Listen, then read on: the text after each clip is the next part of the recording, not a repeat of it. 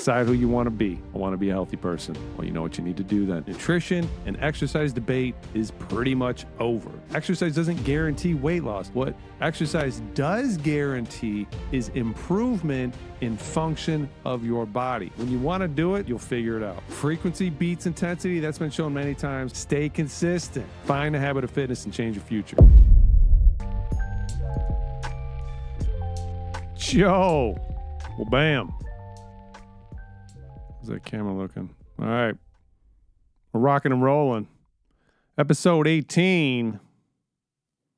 How to keep your body functioning for as long as possible. This is going to be a general outline of the things you need to do to maintain the function of your body, which, you know, I touch on here and there, but I mean, this isn't going to be extreme detail. I'm just going to talk about like frequency and stuff like that. So it's going to be pretty cool. Let's get moving. It is, what is this? It's not the 28th, Dennis. Is it? It is 28th. Tuesday, 28th of January, 2025. We're recording this. Goal of this episode is to help us think about exercise as a tool to improve the function of our body and how to kind of shape that program. What's that program going to look like in the ideal, air quotes, world?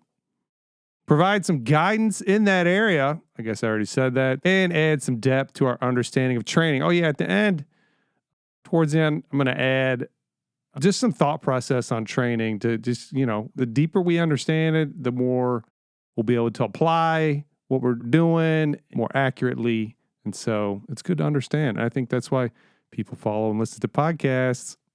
Also, we're going to have some fun because fun it's like a magical chime, I guess. Outline of topics today. We got some updates. They're getting really shallow, though, without these lines. Cover something before we get started. Some fitness history. I love history. I love tying things into history. It's really cool to see how this whole thing evolves, man.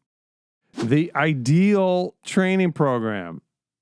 Now, that makes it sound like it's going to be this specific, like, do this with this many sets and this many reps and get this conditioning, but it's going to be more general, but still, it's going to be like an overlay and an overview without the exact specifics. People still need to, you know, build it into their lives. If you don't have access to a gym that's doing programming for you, you have to put these things together. You know, you still have a life. I don't know how many days you can work out. I don't know, you know, what kind of time commitment you have you can put towards it. So the general concepts, and you can, you know, kind of formulate your own program from there. So the ideal training program, training know-how, transient versus physiological adaptations. That's the thing we're going to talk about. Give you some understanding in that today. And then, per usual, we'll have some final thoughts. Feeling good today.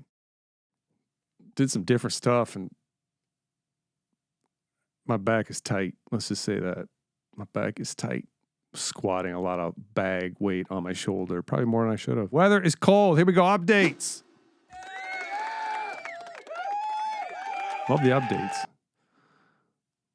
Weather is cold, but you know what I realized here? Is like when it's 5 degrees out, that makes 25 degrees feel warm, which is really cool. I guess I knew that, but you forget, and then the winter comes and that happens. So it's weird for this to happen in January because, like, it's January. It should still be like teens throughout January, but hopefully it won't be that cold anymore because -5 in the morning was annoying. Subscribers. There was some other update. I didn't put it on here. What the heck was it? I don't know. Subscribers, email 60, actually. It was 61 this morning, but I saw it drop off. Lame. Where's the womp? YouTube goes from 78 to 84. That thing is, it's not moving as fast as I'd like, but it's going up every week. So consistency pays off. Spotify 20, Apple 21. Reminder.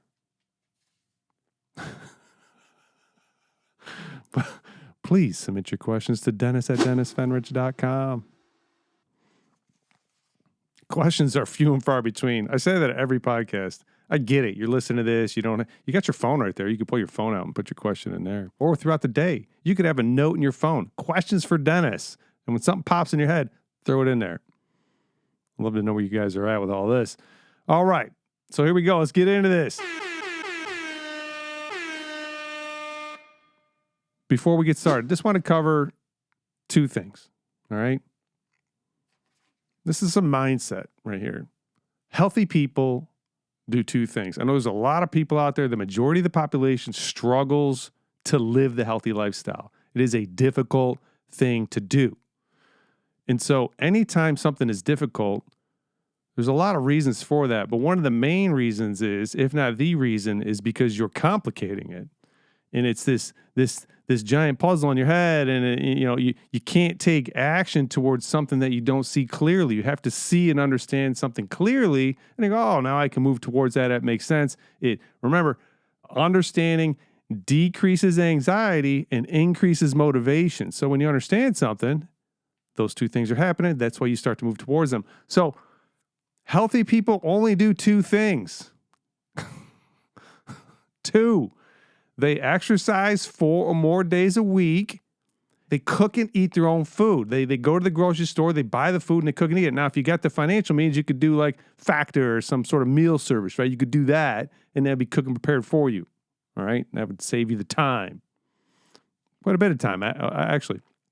But those are the two main things, all right? So everybody kind of needs to figure out where they're at on that spectrum. If I'm not getting to the gym, that's always step one, right? I'm going to coach somebody. They're not living a healthy lifestyle. I'm not going to say, hey, let's do everything at once. I don't see a lot of success with that program.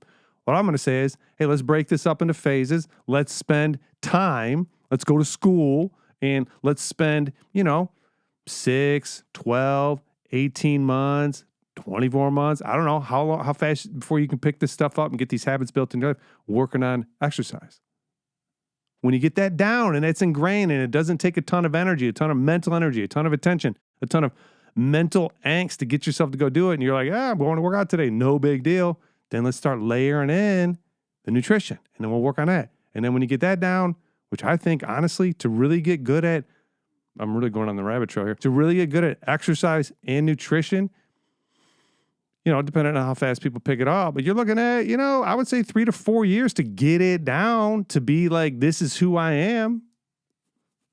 And then once you do that, then you want to get into the more, nuanced stuff. Hey, I'm going to start modifying my sleep. I'm going to get the lights going in the morning. I'm going to, what else you get? I'm going to dial in my micronutrients. I'm going to pick up my breathing practice, right? And I'm not saying this is the only way to do it, but you're going to have to have some sort of system or approach to it to, again, keep it simplified in your mind. Healthy people living a healthy lifestyle only really do two things, and those are it. Figure out where you're at and start to get to work. And a quick recap before we get into this.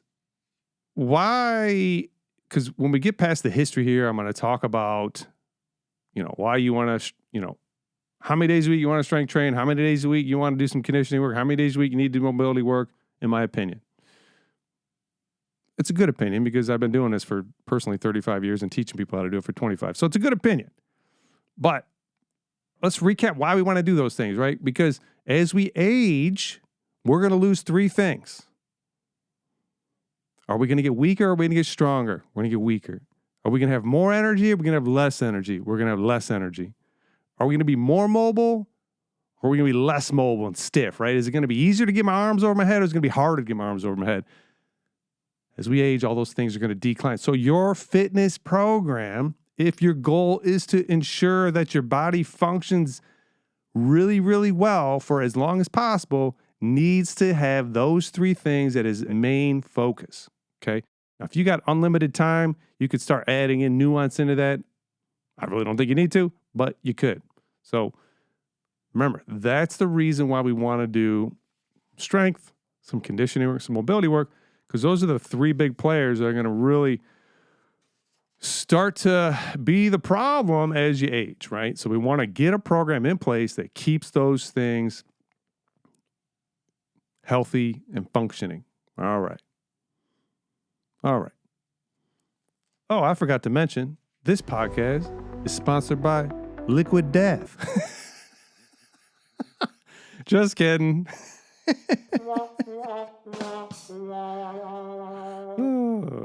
It's not sponsored by Liquid Death, but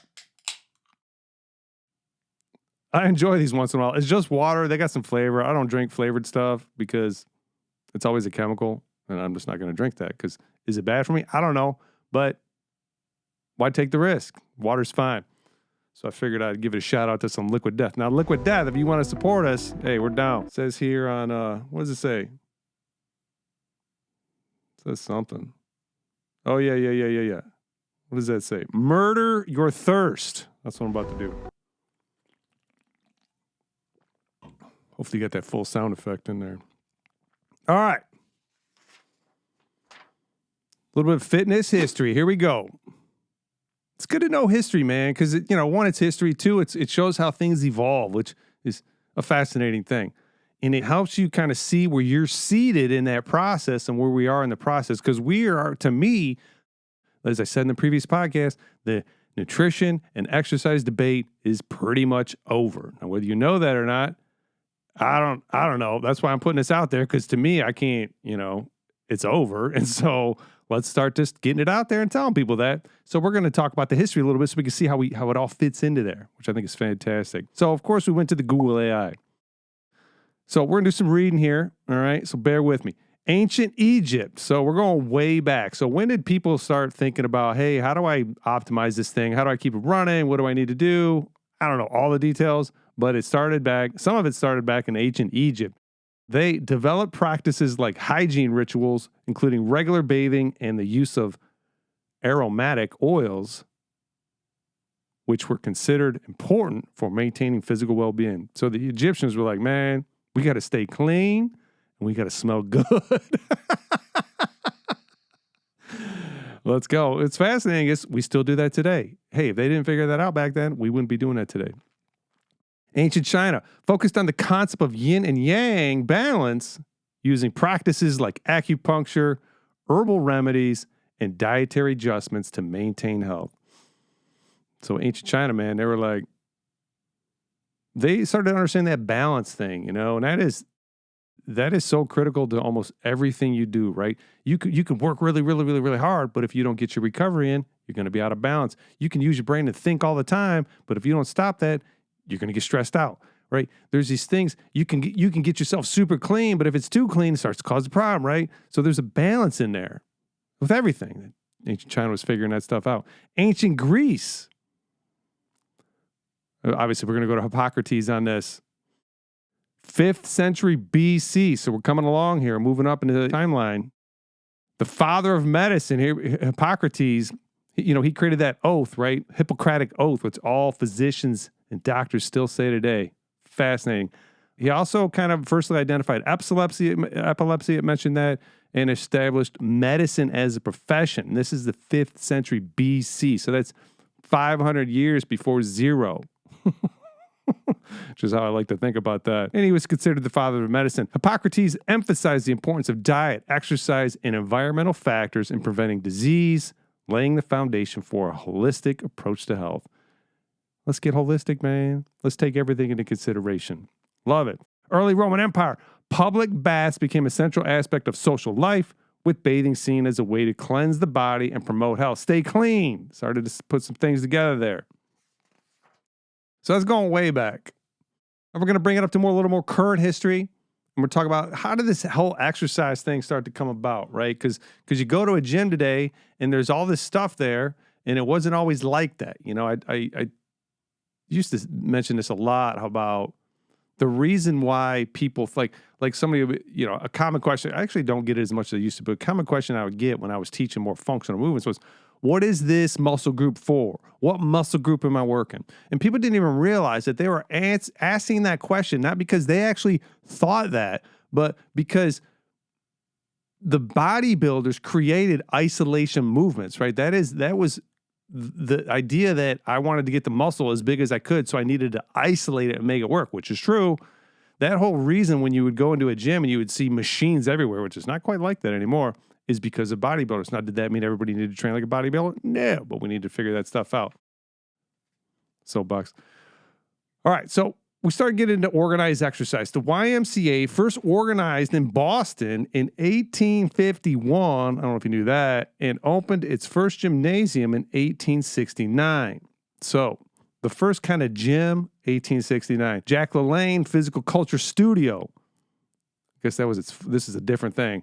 Jack LaLanne came around in 1939. So he opened up this thing called a Physical Culture Studio. One of the first modern gyms opened in California in 1939 by Jack LaLanne, who is known as the father of American fitness. Everybody's pretty much heard of Jack LaLanne at this point. If you haven't, now you have. This guy would go around. He was all over the TVs. He was going around. He's Mr. Fit. I think he did a bunch of juicing and all that stuff. Then Gold's Gym kind of cropped up. Opened in Venice, California in the 1960s by Joe Gold. I never knew that the guy's name was Joe. And became known as the Mecca of bodybuilding. So bodybuilding caught fire in this was in the 60s. It must have been the 40s and 50s and 60s. And that's why people still bodybuild today. All right.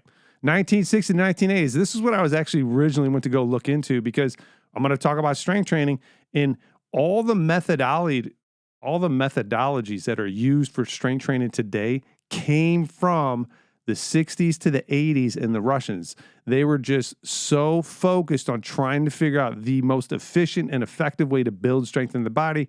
And I believe most of that was revolved around the Olympic lifting, specifically the clean and jerk and the snatch in the Olympics, but also like athletes in general.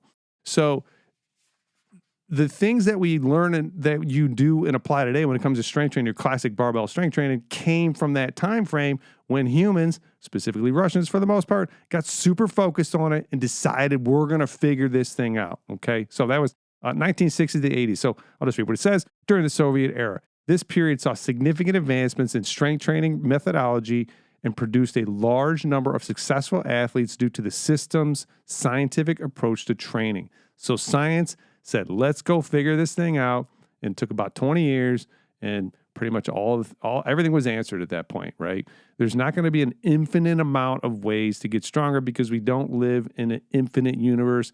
I never really covered this because I thought nobody would be super into it, but there's reasons why we do what we do, and it is tied into the physics of this universe. I'm not going to get into that. So there's going to be some limitations, but we'll figure that stuff out, which is super cool. What else we got on here? Moving through this. 1960s, again, when Dr. Kenneth Cooper pioneered the concept. What is this talking about here? Cooper's work led to the development of so we get our strength training right. We get our bodybuilding kind of forming up. And we also, then remember the aerobics thing, man? The aerobics craze. This started in the 60s as well. So humans were kind of starting to go, man, what's this fitness thing all about? And so aerobics started from when Dr. Kenneth Cooper pioneered the concept. Cooper's work led to the development of aerobic dancing, jazzercise, and step aerobics. Now, I had no idea jazzercise started in the 60s, man. I thought that was like, I guess the 80s or something. 1970s, moving along. Jane Fonda's exercise videos popularized aerobic exercise worldwide. Everybody knows who Jane Fonda is. 1980s, aerobics becomes a worldwide fitness trend. So just, bam. I guess it started in America. And then, bam, 20 years later, everybody in the world, according to Google AI, is doing aerobics. Step aerobics became popular in part due to Reebok's Step Reebok device, which I don't even know what that is, but there is a step system. Used to have in my lifetime. And then in the 90s, group workout programs like Taibo and spinning became super popular. Billy Blank's Taibo. There's some other ones going on back then. I don't know what they were. I wasn't doing them. I was lifting weights, boy.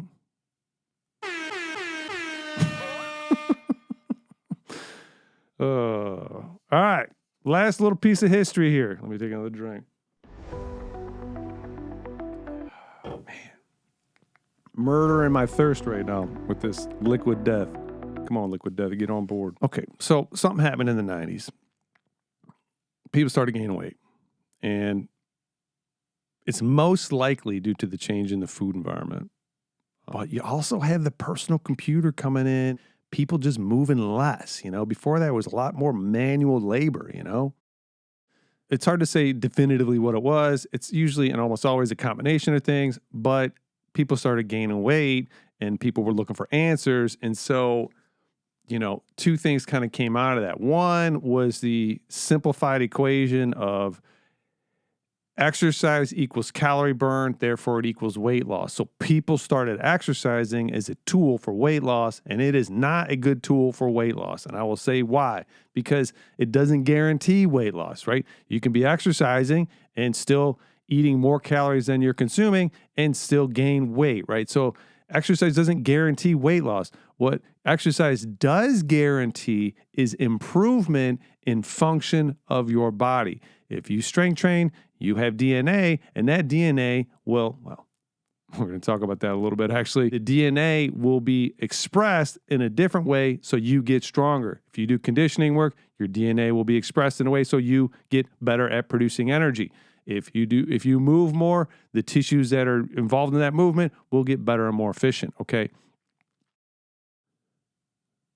So I forgot what I wanted to say. I was always saying that because I like to point out that I think people are starting to get this, but you don't want to use exercise as a weight loss tool. You want to use exercise to build the fitness of your body and use your diet as a weight loss tool if you want to gain or lose weight, or increase muscle, decrease body fat, whatever you're trying to do there.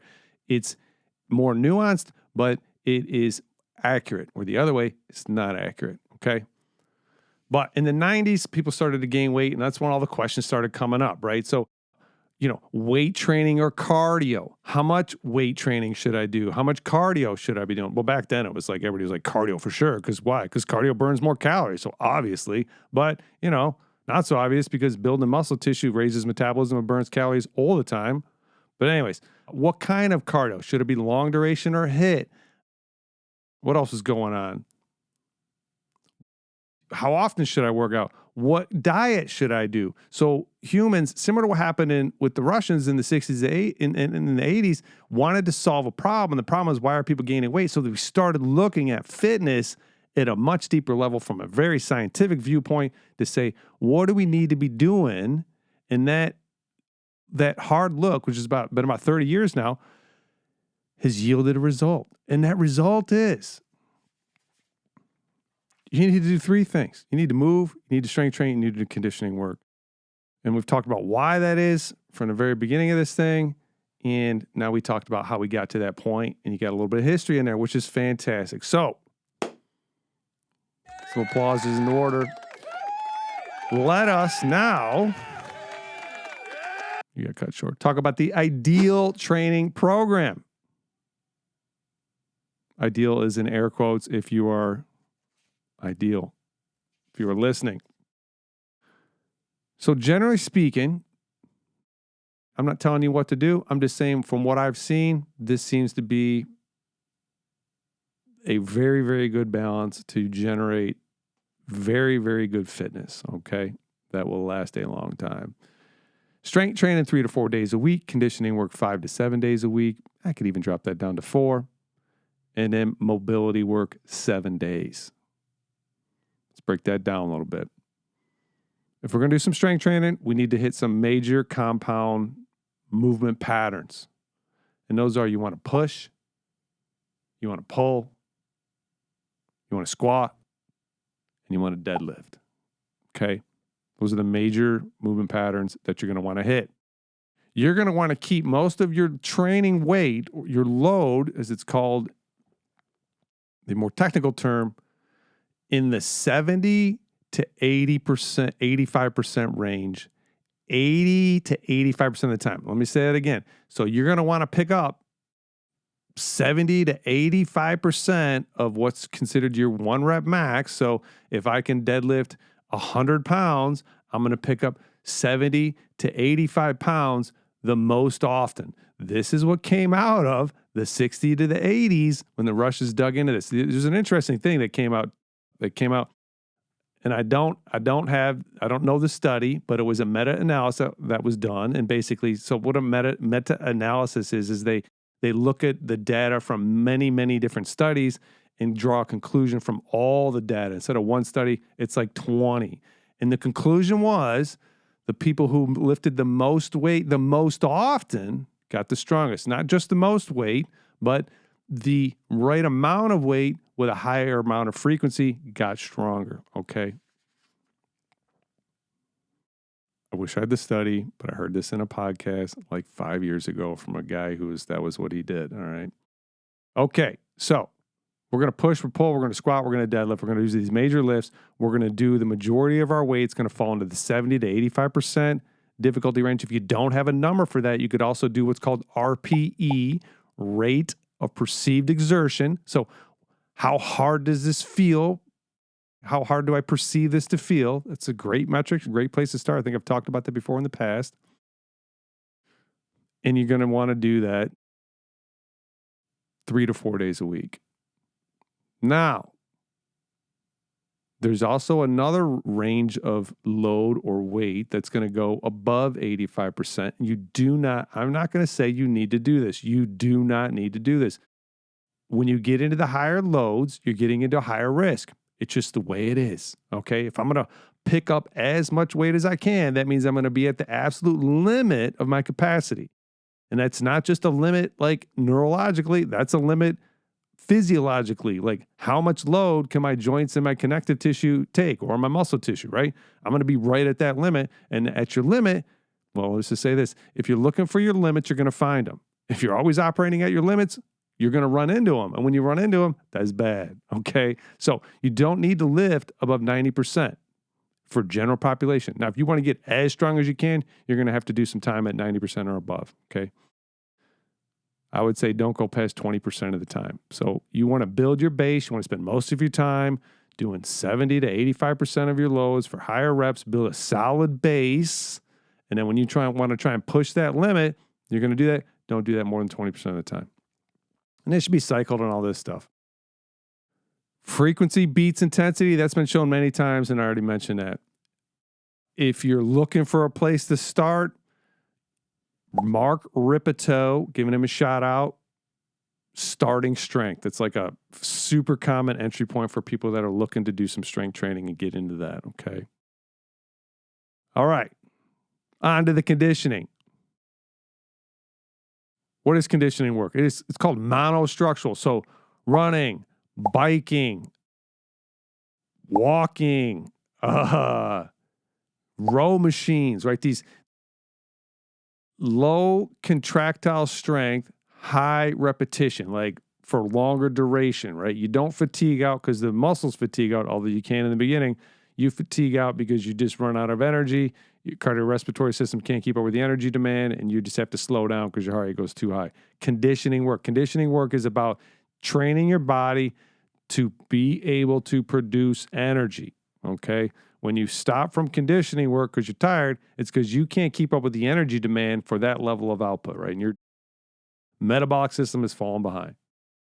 But you do that through running, walking. You can also do it through, CrossFit style, like, hey, burpees, air squats, and sit-ups, right? You could totally do conditioning work that way. I'm just talking about the monostructural right now. You want to do something similar to what you do with the strength training, which is wild. Go figure. It's almost like the body's adapting in a somewhat specific way. You want to spend 70. You want to be at 70. Well, how did I word this? Let me say it this way. Light to moderate conditioning, 60 to 70% of your max heart rate. You want to do some moderate to hard conditioning, 70 to 85% of your heart rate.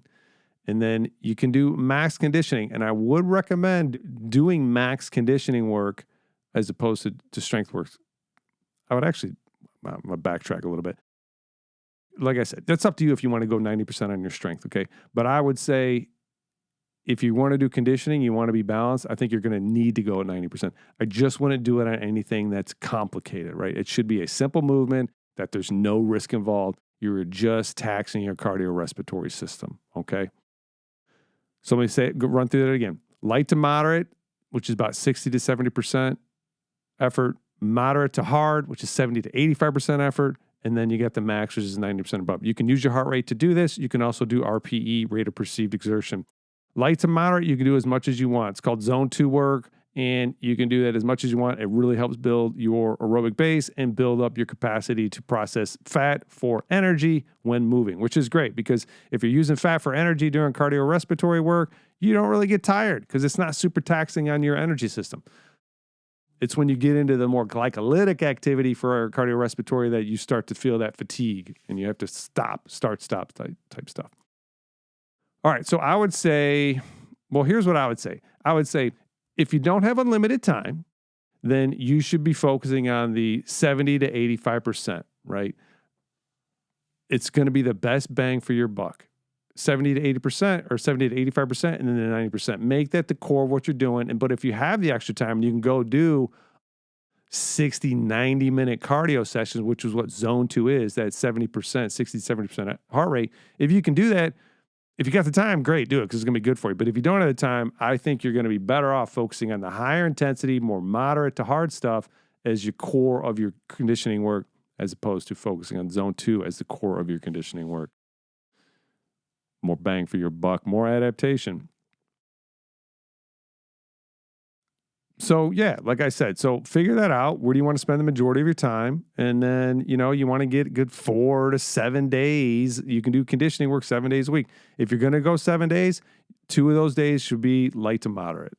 Okay. I wouldn't go, the moderate to hard or intense 7 days a week. All right. So you can probably go 4 to 5. Then the other 2, hey, go out for a nice walk. Get on the bike, pedal for, 60 minutes. You should be able to talk when you're doing this. It's just very light and moderate. The 90% stuff gets a little more specific.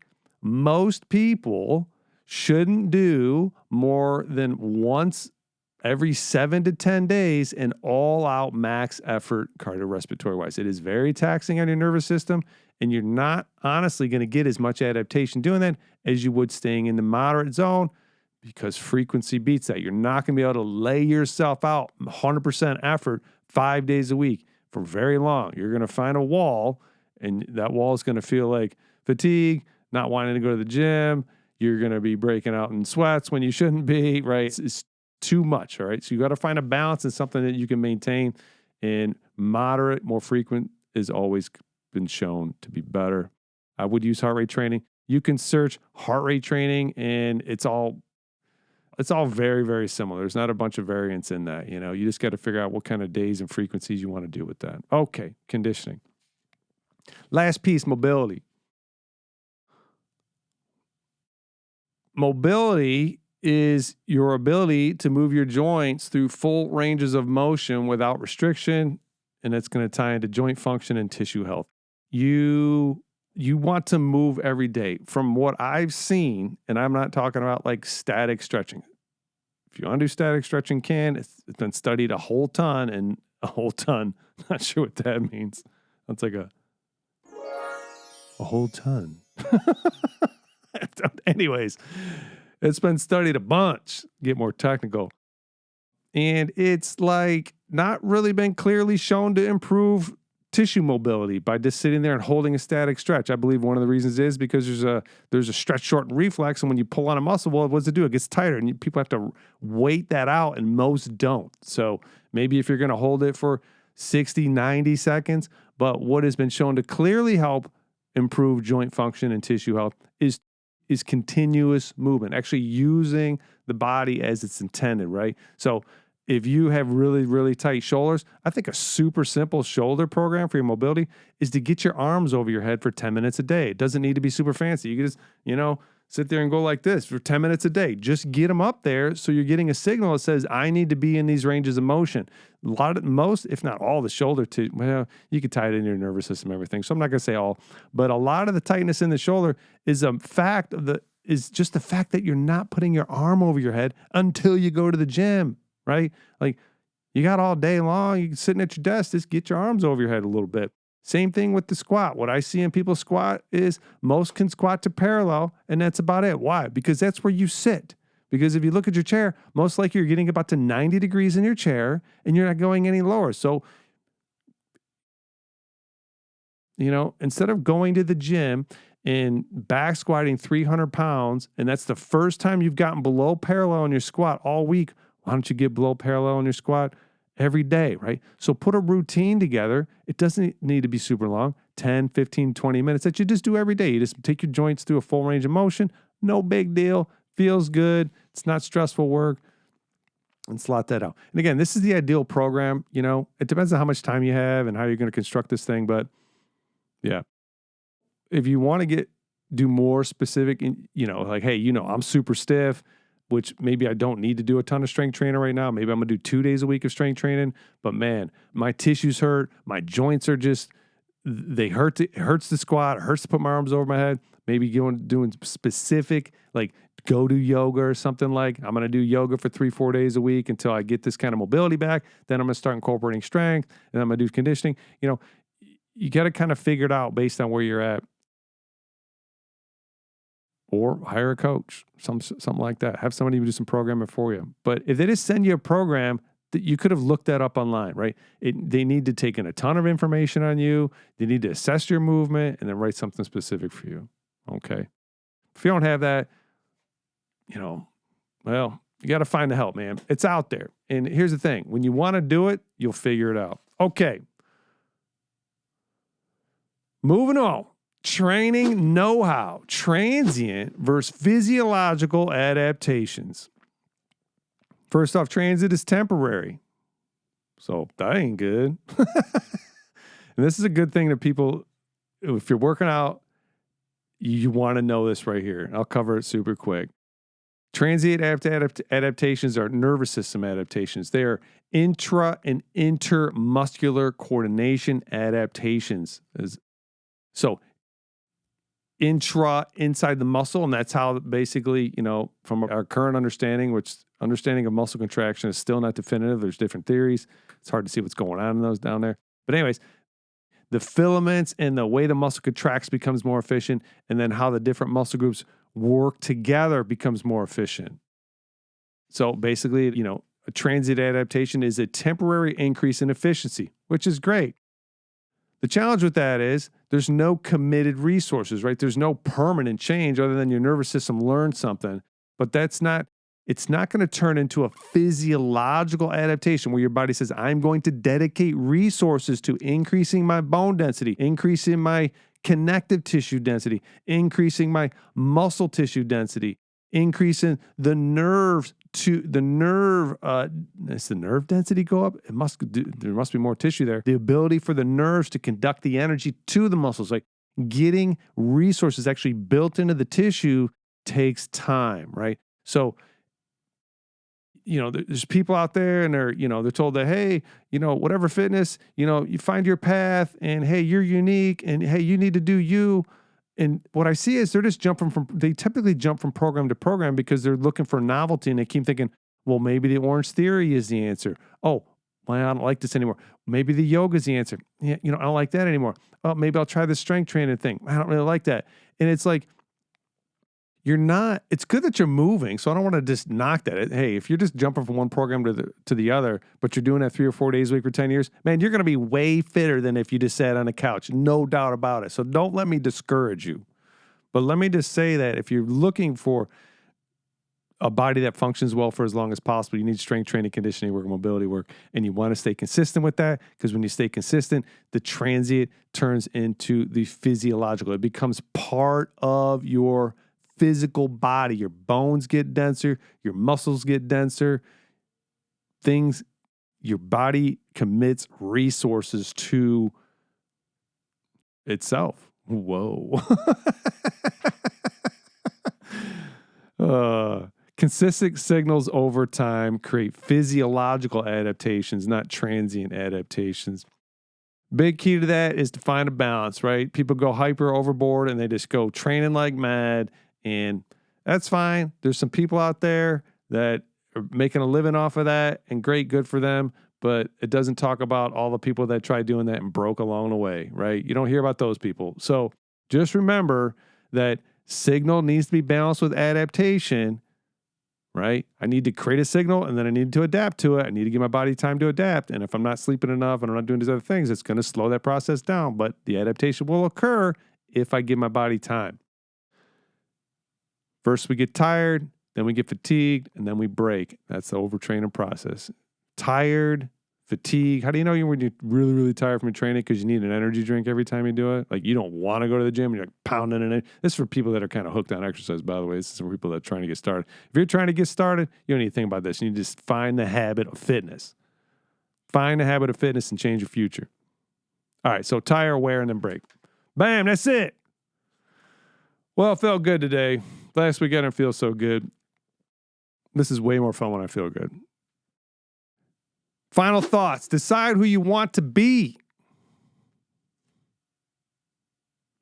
Start somewhere in the exercise, the nutrition, or the third phase, which is stress management, which we won't even talk about. Start somewhere on that stress or nutrition, depending on where you're at. If you're not doing either, I would start with exercise. If you've been exercising pretty consistently, maybe it's time to take on nutrition. That's what you got to figure out. But decide who you want to be. I want to be a healthy person. Well, you know what you need to do then. Stay consistent, right? Don't matter if you really feel like it that day, you probably still need to go, okay? Make it happen. Also, man, find some fitness friends. The more I learn about like the psychological, I'm going to go on a tangent on this. But I'll talk about it in a second. Find some friends, okay?